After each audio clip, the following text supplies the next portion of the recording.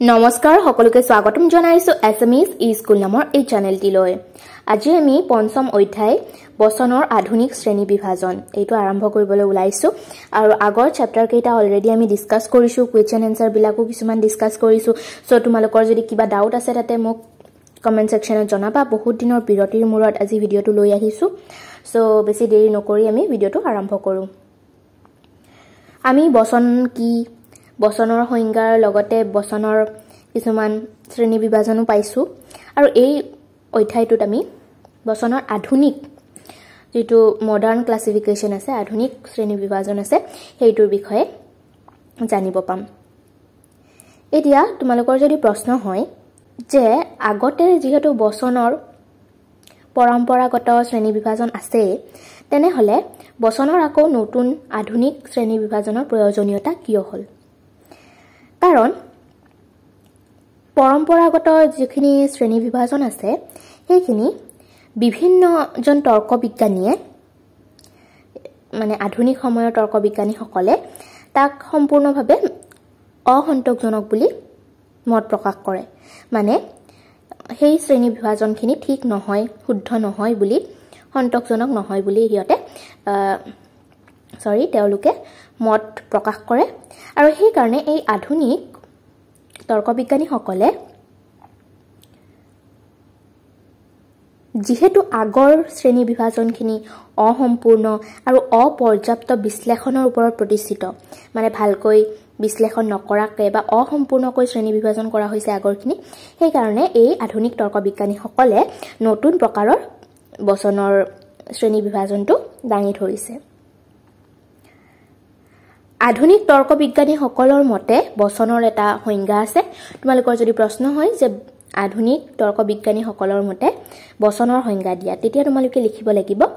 আধুনিক তৰ্ক বিজ্ঞানীসকলৰ মতে বচন হ'ল এনে এটা উক্তি যি সত্য বা অসত্য হয়, অৰ্থাৎ যি উক্তিৰ সত্য মূল্য থাকে তাকেই বচন বোলে। মানে এটা বাক্যৰ বা এটা উক্তিৰ যদি সত্যতা বা অসত্যতা থাকে, মানে এটা সত্য মূল্য থাকে যাক আমি ডিস্টিংগুইশ কৰিব পাৰো যে এইটো সত্য হয় বা অসত্য হয়, তাকে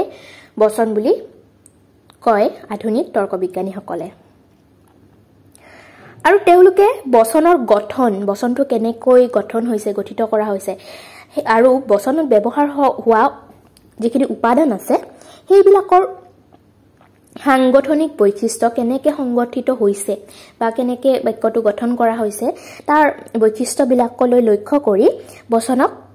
তিনিটা ভাগত ভাগ কৰিছে। সো তোমালোকৰ নেক্সট কুৱেশ্চন কি হ'ব পাৰে? আধুনিক শ্ৰেণী বিভাজন মতে বচনক কেইটা ভাগত ভাগ কৰা হৈছে? সো তোমালোকে যদি বহি আৰু কলম লৈ বহিছা তেনেহলে কি কৰিবা, একেলগে লিখি যাবা প্ৰশ্নবিলাক, উত্তৰবিলাক তোমালোকে নিজে কিতাপৰ পৰা লিখিব পাৰিবা। আৰু ইয়াতে তোমালোকে স্ক্ৰীনত দেখাই পাইছা কিতাপখনৰ প্ৰথম পেৰাগ্ৰাফত আছে, পেৰাগ্ৰাফত তোমালোকে চিন দিও যাব পাৰা। সো প্ৰথমে প্ৰশ্নটো তুমি লিখি ল'ব পাৰা যে আধুনিক শ্ৰেণী বিভাজন মতে বচনৰ ভাগ কেইটা। তো তাৰ ভাগ কেইটা হৈছে তিনিটা, আৰু সৰল বচন, যৌগিক বচন আৰু সাধাৰণ বচন। তাৰ পিছত নেক্সট কুৱেশ্চন হ'ব পাৰে যে এতিয়া সৰল বচন মানেনো কি বা যৌগিক বচন মানে কি? সো প্ৰথমে যদি আমি সৰল বচনৰ পৰা আৰম্ভ কৰো, সৰল বচন মানে হৈছে যি বচনত এটা মাত্ৰ উক্তি প্ৰকাশিত হয়, মাত্ৰ এটাই উক্তি প্ৰকাশ হ'ব তাতে, তাক সৰল বচন বোলে। সৰল মানে আমি জানোৱে সিম্পল, একেবাৰে সৰলভাৱে বুজাই দিয়া, সহজভাৱে। তো সহজভাৱে হ'লে কি হ'ব, তাতে মাত্ৰ এটাই উক্তি থাকিব, তাতে কোনো কমপ্লিকেটেড মানে বস্তু নাথাকে। সো এটাই থাকিব, সেয়েহে তাক সৰল বচন বুলি কোৱা হ'ব। আৰু যদি মানে ভালকে বুজিবলৈ তোমালোকে ক'ব লাগে তেনেহলে এনেকেও ক'ব পাৰি যে যি বচনক আমি বিশ্লেষণ কৰিলে, ভাঙিলে বা বিশ্লেষণ কৰিলে তাৰ উপাদানবিলাকত কেৱল এটা উক্তি বা এটাই বচন থাকে, তাকে সৰল বচন কয়। ইয়াৰ উদাহৰণটো চালে তোমালোকে ভালকে বুজি পাবা। শংকৰদেৱ হয় এজন মহাপুৰুষ, শংকৰদেৱ হয় এজন মহাপুৰুষ। ইয়াতে কি কোৱা হৈছে, শংকৰদেৱৰ বিষয়ে এটা উক্তি প্ৰকাশ কৰা হৈছে আৰু সেই উক্তিটোত কোৱা হৈছে যে তেওঁ এজন মহাপুৰুষ। আৰু এইটো একেবাৰে সৰল বচন, ইয়াতে সৰলভাৱে এটাই উক্তি দিয়া হৈছে, মহাপুৰুষ বুলি তেখেতক কোৱা হৈছে, শংকৰদেৱৰ বিষয়ে এটা কথা জনোৱা হৈছে। আৰু এনে বচনক এই যিবিলাক সৰল বচন আছে সেই সৰল বচনবিলাকত এটাই উক্তি থাকে এটাই কথা থাকে ইয়াক আৰু বেলেগ বচনলৈ মানে বিশ্লেষণ কৰিব নোৱাৰি যেহেতু সাধাৰণভাৱে এটা সিম্পল কথা আছে হেতু আৰু বেছি দীঘলীয়াভাৱে বিশ্লেষণ কৰিব নোৱাৰি হেয়েহে এই সৰল বচনবিলাকক পাৰমাণৱিক বচন বুলি কয় এটমিক প্ৰপজিশন বুলি কয় এতিয়া তোমালোকৰ প্ৰশ্ন হ'ব পাৰে যে পাৰমাণৱিক বচন মানেনো কি পাৰমাণৱিক বচন মানে হৈছে সৰল বচন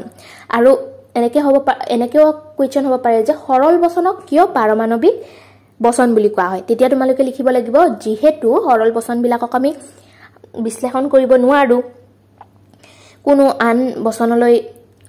বিশ্লেষিত কৰিব নোৱাৰো বা বিশ্লেষণ কৰিব নোৱাৰো হেয়ে ইয়াক পাৰমাণৱিক বচন বুলি কোৱা হয় ইয়াৰ কিন্তু তোমালোকৰ খালি ঠাই পূৰণ কৰা টাইপৰো আহিব পাৰে যেহেতু আমি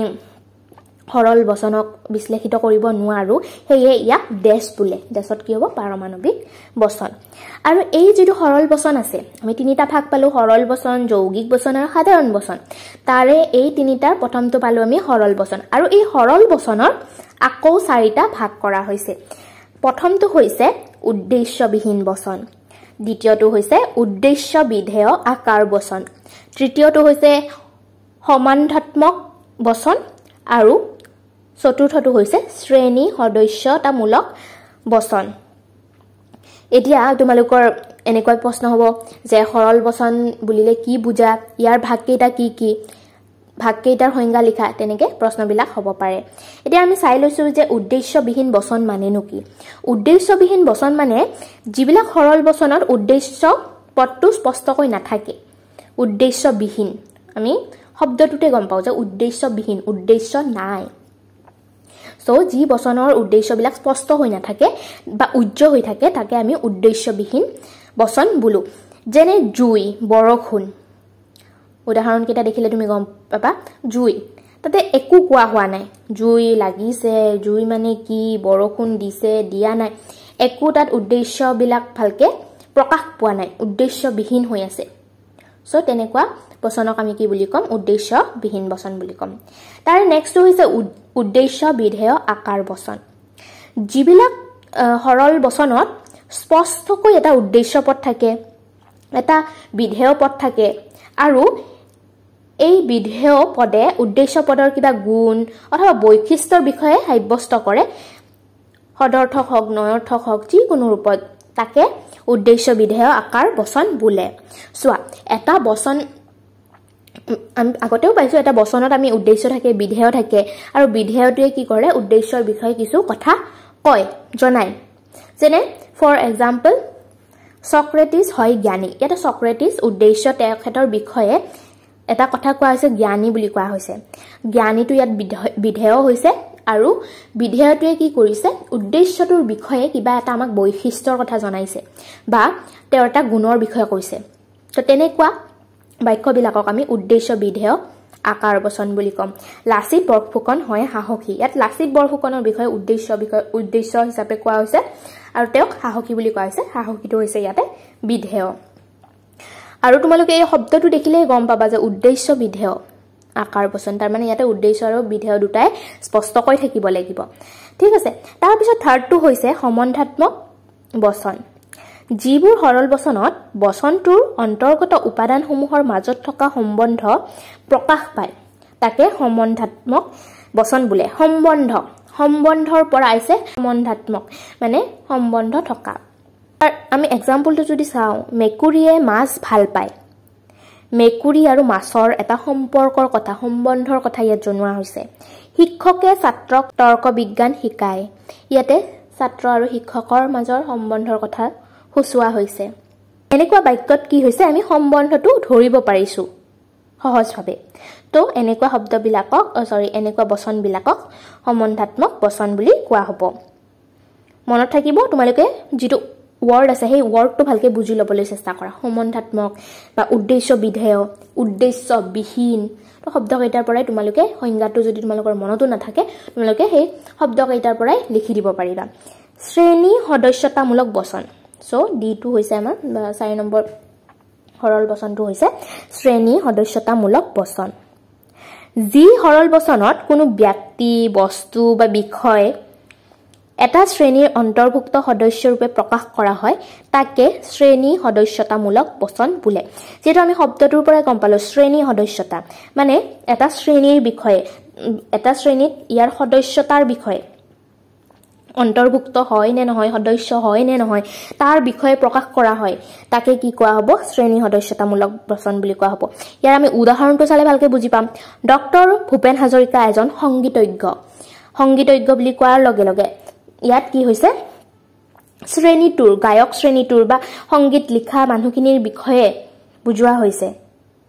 এটা তেওঁ সদস্য ৰূপে তাৰ দেখুৱা হৈছে বুজিছানে ডক্টৰ ভূপেন হাজৰিকা এজন সংগীতজ্ঞ বা ৰুদ্ৰসিংহ এজন ৰজা আছিল ৰজা বুলি কোৱাৰ লগে লগে ৰজা শ্ৰেণীৰ সদস্য হিচাপে তাত দেখুৱা হৈছে সো আমি পালো এতিয়া সৰল বচন মানে কি তাৰ বিভিন্ন ভাগ কেইটাৰ বিষয়ে পালো এটা নেক্সট আহিছো আমি যৌগিক বচন বচনৰ আমি ভাগ কেইটা পঢ়ি আছিলো শ্ৰেণী বিভাজন কেইটা প্ৰথমটো সৰল বচন আছিল এতিয়া সেকেন্ডটো হৈছে যৌগিক বচন কম্পাউণ্ড প্ৰপজিশন দুই বা ততোধিক সৰল বচন সংযোজক কৰি একক ৰূপত যি বচন গঠন কৰা হয় তাকে যৌগিক বচন বোলে যৌগিক আমি শব্দটোৰ পৰাই গম পাওঁ যৌগিক মানে অকমান সৰলতকে টান হ'ব মানে দুটা বস্তু বা তাতকে অধিক সৰল বচন বিলাক আমি যেতিয়া সংযোজন কৰিম সংযোজিত কৰি তাক এটা ৰূপত একক ৰূপত যদি আমি বচন গঠন কৰি প্ৰকাশ কৰো তাক কি কোৱা হ'ব যৌগিক বচন বুলি কোৱা হ'ব সৰল বচন দুটা বা ততোধিক লগ হৈ যৌগিক বচন গঠন হয় এক্সাম্পলটো চালে আমি গম পাম যেনেকে ডক্টৰ ভবেন্দ্ৰনাথ শইকীয়া এজন নাট্যকাৰ আৰু ঔপন্যাসিক ইয়াতে দুটা কথা কোৱা হৈছে ভবেন্দ্ৰনাথ শইকীয়া এজন নাট্যকাৰ বুলিও কোৱা হৈছে ঔপন্যাসিক বুলিও কোৱা হৈছে সো ইয়াত দুটা সৰল বচন আছে ডক্টৰ ভবেন্দ্ৰনাথ শইকীয়া এজন নাট্যকাৰ ডক্টৰ ভবেন্দ্ৰনাথ শইকীয়া এজন ঔপন্যাসিক তো এই দুটা বাক্যক আমি সৰল বচনক এটা সৰল বচনত প্ৰকাশ কৰিছো একক ৰূপে সেইকাৰণে ইয়াক আমি যৌগিক বচন বুলি ক'ব পাৰো যিহে আৰু এই যিটো সংযোজন হৈছে সেই সংযোজনটো কিহেৰে হৈছে সৰল বাক্য দুটাৰ সৰল বচন দুটাৰ সংযোজনটো কি হৈছে আৰু নামৰ সংযোজকেদি সংযোজিত হৈ আছে যেনে নাট্যকাৰ আৰু ঔপন্যাসিক আৰুটো হৈছে ইয়াৰ সংযোজক মানে সংযোজকৰ দ্বাৰা সৰল বচন বিলাক যেতিয়া লগ হৈ থাকে তাক আমি যৌগিক বচন বুলি কওঁ এটো ইয়াতে এটাতকে বেছি সৰল বচন থাকে হেয়ে আমি ইয়াক আণৱিক বচন বুলি কওঁ আমি আগৰটো পাইছিলো পাৰমাণৱিক বুলি পাইছিলো বচন বুলি পাইছিলো কাৰণ তাক আৰু বিশ্লেষণ কৰিব নোৱাৰি কিন্তু ইয়াত কি হয় দুটা বা তাতকৈ অধিক সৰল বচন লগ হৈ থাকে হেয়ে ইয়াক আমি আণৱিক বচন বুলিও কওঁ এতিয়া যৌগিক বচনৰ ভাগ কি কি যৌগিক বচনকো আমি আকৌ ভাগ কৰিব পাৰো যৌগিক বচনৰ ভাগ কেইটা হৈছে সংযোজক বচন হিতাৰ্থক বচন বিয়োজক বচন আৰু বৈকল্পিক বচন এতিয়া আমি ইহত মানে কেইটাৰ এই ভাগ কেইটাৰ ডেফিনেশন কেইটা চাই লৈছো সংযোজক বচন যি যৌগিক বচনত দুটা সৰল বচনক আৰু কিন্তু আদি শব্দৰ দ্বাৰা সংযোগ কৰি ৰখা হয় বা সংযোজিত কৰি ৰখা হয় তাকে সংযোজক বচন বোলে আমি যিটো আগৰ উদাহৰণটো পালো ভবেন্দ্ৰনাথ শইকীয়া ঔপন্যাসিক আৰু নাট্যকাৰ আৰু শব্দটোতে কি হৈছে সৰল বচন দুটা লগ লাগি আছে তো যদি দুটা সৰল বচন আৰু কিন্তু এনেকুৱা ধৰণৰ সংযোজকৰ দ্বাৰা কি হৈ থাকে সংযোজিত হৈ থাকে তাক কি কোৱা হ'ব সংযোজক বাক্য বা সংযোজক বচন বুলি কোৱা হ'ব তাৰ বেলেগ উদাহৰণো আছে আকবৰ এজন জ্ঞানী ৰজা আৰু তানসেন এজন সুগায়ক আছিল দুটা বাক্যক ইয়াত আৰুৰে সংযোজিত কৰা হৈছিল তাৰ পিছত নিহিতাৰ্থক বচন নিহিতাৰ্থক এই বচন বিলাকত দুটা সৰল বচনক যদি তেন্তে এনেকুৱা শব্দৰ দ্বাৰা সংযোজিত কৰি গঠন কৰা হয় যদি এইটো হয় তেন্তে তেনেকুৱা হ'ব এনে ধৰণৰ যদি বাক্য মানে গঠন কৰা হয় যদি আৰু তেন্তে শব্দ দুটা লগ লগাই মানে সংযোগ কৰি তেতিয়া তাক নিহিতাৰ্থক শব্দ বুলি বচন বুলি কোৱা হয় উদাহৰণটো চালে আমি বেছি ভালকে বুজি পাম উদাহৰণটো আছে যে যদি অসমৰ জনগণ কৰ্মপটু হয় তেন্তে অসমৰ উন্নতি হ'ব যদি কৰ্মপটু হয় তেন্তে উন্নতি হ'ব ইয়াতে যদি আৰু তেন্তে দুটা শব্দৰ ব্যৱহাৰ হৈছে তো এনেকে যদি আৰু তেন্তে ব্যৱহাৰ হৈ বাক্য বচনটো গঠিত হয় তেনেকুৱা যৌগিক বচনবিলাকক আমি কি বুলি কম নিহিতাৰ্থক বচন বুলি কম এই বাক্যবিলাকৰ এনেকুৱা নিহিতাৰ্থক বচনবিলাকৰ যদিৰ পিছৰ অংশখিনি যদি অসমৰ জনগণ কৰ্মপটু হয় এই বাক্যখিনি পৰৱৰ্তী বাক্য আৰু তেন্তেৰ পিছৰখিনি তেন্তে অসমৰ উন্নতি হ'ব তো তাৰে পিছৰ তেন্তেৰ পিছৰ বাক্যখিনিক বা শব্দখিনিক অনুবৰ্তী বুলি কোৱা হয় পূৰ্বৱৰ্তী আৰু অনুবৰ্তী বা পৰৱৰ্তী বুলি কোৱা হয় পূৰ্বৱৰ্তী মানে আমি গমে পাওঁ পূৰ্বৱৰ্তী মানে আগৰ কথা আৰু পিছৰ কথা তো যদিৰ পিছত যিখিনি থাকিব বা তেন্তেৰ আগত যিখিনি থাকিব সেইখিনিক পূৰ্বৱৰ্তী বুলি কোৱা হয় তেন্তেৰ পিছৰখিনিক পৰৱৰ্তী বুলি কোৱা হয় তাই কি হয় পূৰ্বৱৰ্তী যিখিনি অংশ আছে সেইখিনিয়ে পৰৱৰ্তী অংশক এটা নিৰ্দেশ কৰে যে কৰ্মবতু হলে উন্নতি হ'ব এটা নিৰ্দেশ কৰিছে যে কাম কৰিলে উন্নতি হ'ব তো কি হয় পূৰ্বৱৰ্তীখিনিয়ে সদায় পৰৱৰ্তীক এটা নিৰ্দেশ কৰে এতিয়া আহিছো বিয়োজক বচন যিবোৰ যৌগিক বচনত দুটা সৰল বচনক বা অথবা নাইবা এইবিলাক শব্দৰ দ্বাৰা সংযোগ কৰা হয় বিয়োজক বচন বোলে বুজি পালো আমি প্ৰথমতে পাইছিলো কি আৰু কিন্তু এইবিলাকেদি সংযোজিত হৈছিল তাৰে পিছত পালো যদি আৰু তেন্তে তাৰ পিছত এতিয়া আহিছো বিয়োজকত বা অথবা নাইবা এইবিলাক শব্দৰ দ্বাৰা সংযোজিত হয় হয় তুমি মাছ খোৱা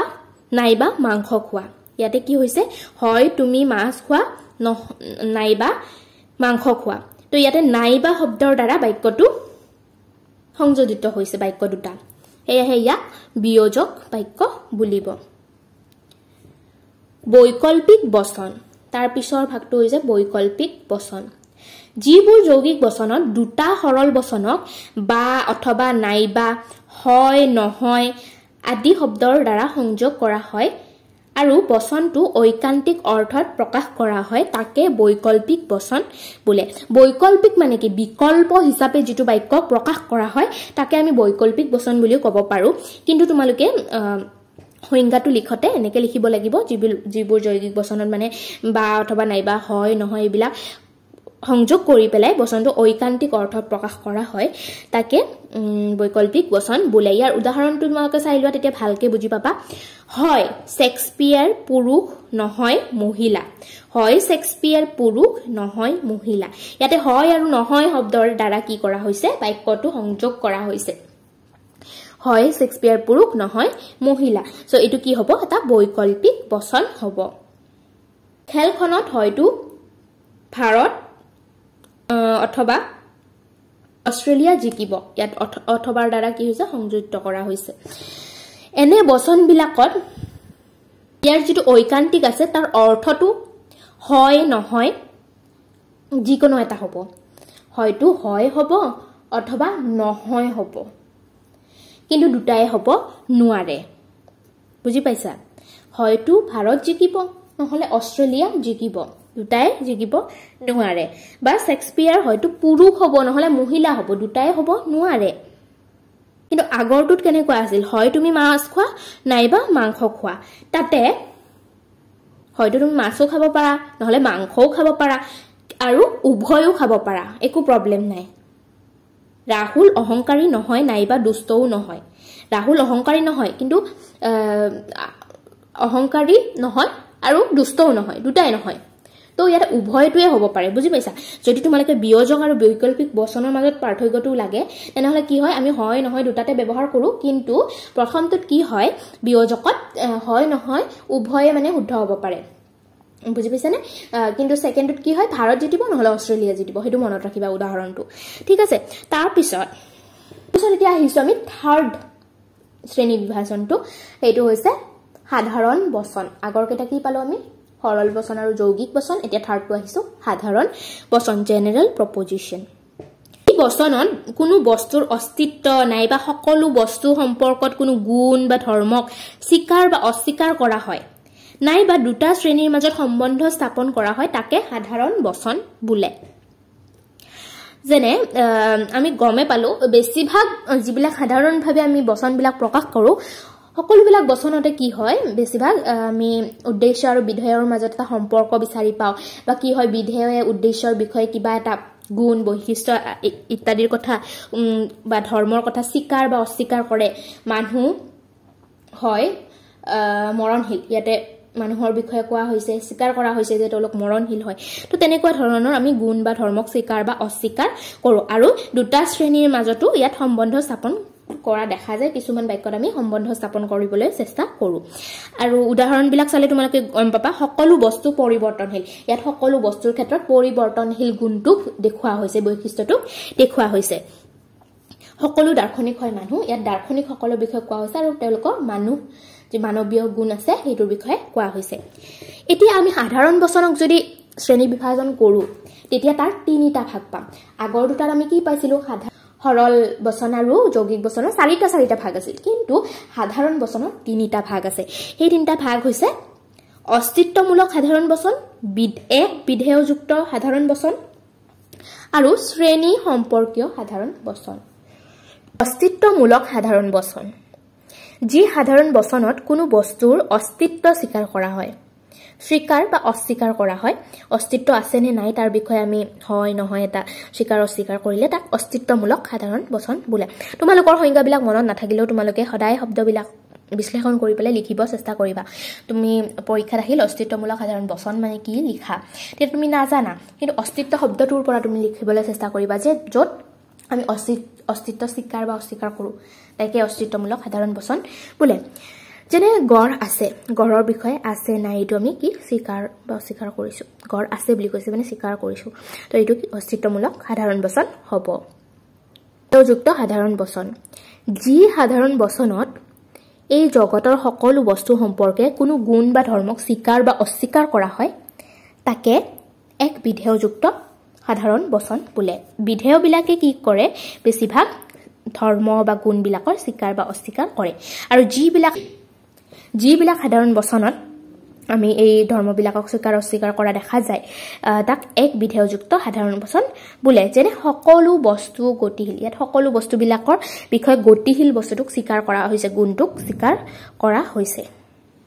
ইয়াত অস্তিত্বৰ কথা কোৱা হোৱা নাই ইয়াত গুণৰ কথাটো বা ইয়াৰ ধৰ্মৰ কথাটো স্বীকাৰ কৰা হৈছে শ্ৰেণী সম্পৰ্কীয় সাধাৰণ বচন শ্ৰেণী সম্পৰ্কীয় সাধাৰণ বচনত কি হয় দুটা শ্ৰেণীৰ বা দুটা জাতিৰ মাজত সাৰ্বিক বা আংশিক অন্তৰ্ভুক্তি অথবা বহিষ্কৰণৰ সম্পৰ্ক প্ৰকাশিত হয় তাৰমানে দুটা শ্ৰেণীৰ বিষয়ে বা দুটা জাতিৰ বিষয়ে আমি কথা কম প্ৰকাশ কৰিম আৰু সেই জাতি দুটাৰ মাজত কি অন্তৰ্ভুক্ত কেনেকুৱা আংশিক নে সাৰ্বিক অন্তৰ্ভুক্তি আছে বা বহিষ্কৰণ আছে মানে কি অমিল আছে বা কি মিল আছে সেইবিলাকৰ সম্পৰ্কটো যদি আমি প্ৰকাশ কৰো দুটা জাতিৰ মাজৰ সম্পৰ্কটো যদি আমি প্ৰকাশ কৰো সেইটো পজিটিভ হওক বা নিগেটিভ হওক বহিষ্কৰণৰ কথা পাতো অথবা তাত সংযুক্ত হৈ থকা বা অন্তৰ্ভুক্তিকৰণৰ কথা পাতো কিন্তু এটা মানে স্বীকাৰ কৰা হয় হয়তো আমি বহিষ্কৰণৰ কথা স্বীকাৰ কৰিম নহলে অন্তৰ্ভুক্তিৰ কথা স্বীকাৰ কৰিম দুটা জাতিৰ সম্পৰ্কৰ মাজত তো তেনেকুৱা বাক্যবিলাকত হয় শ্ৰেণী সম্পৰ্কীয় সাধাৰণ বচন বুলি কোৱা হয় তেনেকুৱা বচনবিলাকক আৰু এই যেটো শ্ৰেণী সম্পৰ্কীয় সাধাৰণ বচন আছে তেনে বচনবিলাকক আকৌ আমি চাৰিটা ভাগত ভাগ কৰিব পাৰো সকলো মানুহ সকলো দাৰ্শনিক হয় মানুহ ইয়াতে দাৰ্শনিক সকলক স্বীকাৰ কৰা হৈছে মানুহ হিচাপে সেকেন্ডটো চোৱা কোনো মানুহ নহয় দেৱতা সেকেন্ড বাক্যটোত কি হৈছে মানুহবিলাকক অন্তৰ্ভুক্ত নহয় দেৱতাৰ অন্তৰ্ভুক্ত নহয় দেৱতা এটা জাতি বুলি ধৰিলো শ্ৰেণী বুলি ধৰিলো আৰু মানুহ এটা শ্ৰেণী বুলি ধৰিলো মানুহ আৰু দেৱতাৰ ক্ষেত্ৰত কি হৈছে ইয়াত বহিষ্কৰণৰ কথা কোৱা হৈছে যে কোনো মানুহ নহয় দেৱতা অন্তৰ্ভুক্ত নহয় মানুহ দেৱতাৰ অন্তৰ্ভুক্ত নহয় বুলি কোৱা আছে আগৰটোত আমি কি পালো দাৰ্শনিকবিলাক মানুহ মানে মানুহখিনি দাৰ্শনিকখিনি মানুহৰ অন্তৰ্গত শ্ৰেণী দুটা শ্ৰেণীৰ মাজৰ সম্পৰ্কটো তাৰ পিছতো চোৱা কিছুমান মানুহ হয় পৰিশ্ৰমিক ইয়াত কিন্তু কিছুমান আংশিক অন্তৰ্ভুক্তিৰ কথা কৈছে গোটেই মানুহবিলাক পৰিশ্ৰমী বুলি কোৱা হোৱা নাই আংশিকভাৱে কোৱা হৈছে সেয়েহে সেইটো এটা ভাগ হ'ব যে আংশিকভাৱে অন্তৰ্ভুক্তিৰ কথা যদি কোৱা হয় তাকো আমি এই শ্ৰেণী সম্পৰ্কীয় সাধাৰণ বচনত ধৰো তাৰ পিছতো চোৱা কিছুমান ৰাজনীতিবিদ হয় ধাৰ্মিক ইয়াতেও কিছুমানৰ কথা কোৱা হৈছে কিন্তু সৰি কিছুমান ৰাজনীতিবিদ নহয় ধাৰ্মিক নহয় তো ইয়াতে কি কোৱা হৈছে কিছুমান মানে আংশিকভাৱে কোৱা হৈছে কিন্তু নহয় বুলি স্বীকাৰ কৰা হৈছে মানে নিগেটিভ ৰূপত স্বীকাৰ কৰা হৈছে সো আমি এই চাৰিটা ভাগৰ পৰা কি গম পালো চাৰিটা উদাহৰণৰ পৰা যে এই শ্ৰেণী সম্পৰ্কীয় সাধাৰণ বচনবিলাক চাৰিটা টাইপত মানে পোৱা যায় কিছুমান হয় সকলো সাৰ্বিকভাৱে স্বীকাৰ কৰা কিছুমান পাও বাক্য সাৰ্বিকভাৱে অস্বীকাৰ কৰা কিছুমান বাক্য পাও কিছুমান আংশিকভাৱে স্বীকাৰ কৰা বাক্য পাও আৰু কিছুমান আংশিকভাৱে অস্বীকাৰ কৰা বাক্য পাও ঠিক আছে তেনেহলে এইটোৱে আছিল এই গোটেই চ্যাপ্টাৰটো তোমালোকে ইয়াৰ যিখিনি কোৱেশ্চন আনসাৰ আছে লিখিবলৈ চেষ্টা কৰিবা যদি তোমালোকৰ আৰু কিবা ডাউট থাকে মোক জনাবা একো ডাউট থাকিব নালাগে আমি বহুত ধুনিয়াকে ইয়াৰ গোটেই চ্যাপ্টাৰটো আলোচনা কৰিছো সো বেছি টান নহয় চ্যাপ্টাৰটো যিখিনি তোমালোকৰ ইয়াত লিখিব দিয়া আছে সংজ্ঞা লিখিব দিয়া আছে বা কেনেকুৱা প্ৰকাৰ কেনেকুৱা বা আধুনিক তৰ্ক বিজ্ঞানী বিলাকে কিয় পৰম্পৰাগত শ্ৰেণী বিভাজন গ্ৰহণ কৰা নাই তেনেকুৱা ধৰণৰ প্ৰশ্ন কৰা হৈছে হেবিলাক আমি অলৰেডি আলোচনা কৰিলো সো তোমালোকে লিখিবলৈ তা চেষ্টা কৰিবা ঠিক আছে ভিডিওটো ইয়াতে সামৰিছো আৰু নেক্সট ভিডিও সোনকালে আহি আছে তোমালোকক মানে লাষ্ট কি কয় বহুত দিনৰ পৰা ভিডিও দিব পৰা নাছিলো তাৰ বাবে মানে ক্ষমা খুজিছো বহুত ব্যস্ততাৰ কাৰণে মই দিব পৰা নাছিলো আৰু নেক্সট ভিডিও বিলাক আহি আছে আৰু তোমালোকে পঢ়ি যোৱা ভালকে কিবা ডাউট থাকিলে মোক জনাবা আৰু তা মানে গিভ এৱে দিয়াৰ কথা কৈছিলো সেই গিভ এৱেটোৰ উইনাৰ জনৰ কথাও ভাল মানে এনাউন্স কৰা হ'ব সো আজি এইখিনিতে সামৰিছো থ্যাংক ইউ